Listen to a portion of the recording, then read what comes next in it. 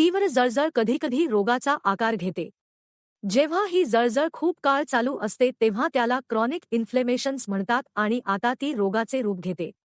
जिथे आपण उदाहरणार्थ फुफ्फुसांचा संसर्ग किंवा फुफ्फुस असल्यास जर तुम्हाला जळजळ झाली असेल तर तुम्हाला खोकला येईल, तुम्हाला श्लेष्मा येईल, नंतर तुम्ही खोकल्याचे सिरप घ्या, एक गोळी घ्या, स्वतःला बरे कराल आणि मग तुम्ही तुमचे दैनंदिन जीवन चालू ठेवाल.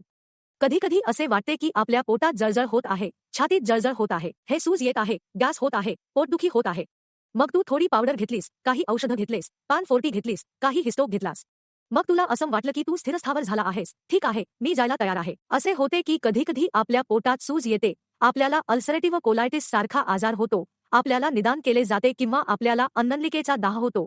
असे एका डॉक्टरांनी सांगितले आहे की यात काय होते की जेव्हा ही सत लक्षणे आपल्या शरीरात तयार होतात तेव्हा आपण आपल्या डॉक्टरांना भेटतो. डॉक्टर आम्हाला एक प्रिस्क्रिप्शन देतात की आपल्याला अन्ननलिटिस आहे, आपल्याला क्रॉनिक गॅस्ट्रिटिस आहे, आपल्याला नेफ्रायटिस आहे, आपल्याला पित्ताशय जळजळ आहे, ज्याला आपण कोलेसिस्टिटिस म्हणतात. ITIS हा शब्द शेवटचा 4 अंक आहे.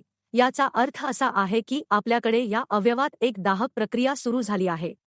म्हणून जर पित्ताशयात जळजळ सुरू झाली असेल तर आपण त्याला कोलिसिस्टायटिस म्हणू. जर आपल्या मूत्रपिंडात काही विकसित झाले तर आपण त्याला नेफ्रायटिस म्हणू.